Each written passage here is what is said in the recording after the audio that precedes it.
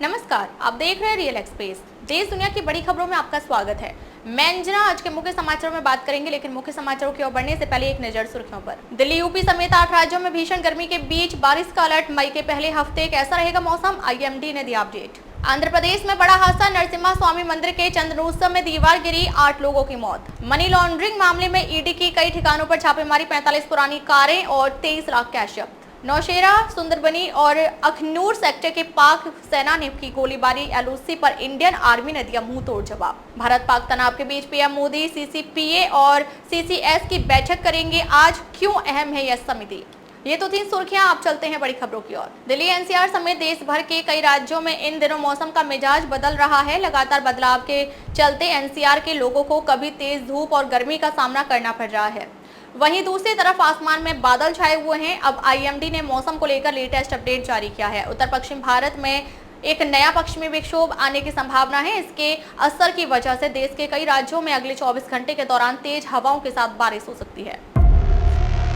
विशाखापट्टनम में श्री वरलक्ष्मी नरसिम्हा स्वामी मंदिर में चंद्रोत्सवम उत्सव के दौरान बुधवार सुबह एक अस्थायी ढांचे का 20 फुट लंबा हिस्सा ढह जाने से 8 लोगों की मौत हो गई और 4 लोग घायल हो गए। एक अधिकारी ने बताया कि राज्य आपदा प्रतिक्रिया बल यानी एसडीआरएफ और राष्ट्रीय आपदा प्रतिक्रिया बल यानी एनडीआरएफ की टीमें तलाश और बचाव अभियान में जुटी हुई हैं। एसडीआरएफ के एक जवान ने बताया कि यह घटना सुबह करीब 2:30 पर हुई। एसडीआरएफ जवान ने बताया इस घटना में 8 लोगों की मौत हो गई।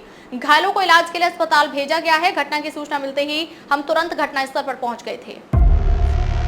हैदराबाद में मनी लॉन्ड्रिंग से जुड़े मामलों पर ईडी ने 5 स्थानों पर छापेमारी की। छापेमारी के दौरान 45 पुरानी कारों, जिनमें कुछ पुरानी कारें भी शामिल हैं, के अलावा 23 लाख रुपए नकद और कुछ विदेशी मुद्रा जब्त की गई है।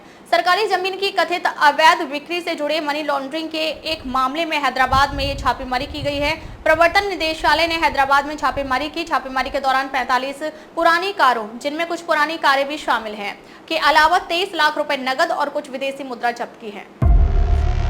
पहलगाम आतंकी हमले के बाद भारत और पाकिस्तान के बीच पहले से ही तनावपूर्ण रिश्ते अब और ज्यादा बिगड़ते नजर आ रहे हैं। दोनों देशों के बीच संबंध लगातार खराब हो रहे हैं। ऐसे माहौल में 29 और 30 अप्रैल की दरमियानी रात पाकिस्तान की फौज ने सरहद पर फायरिंग की है।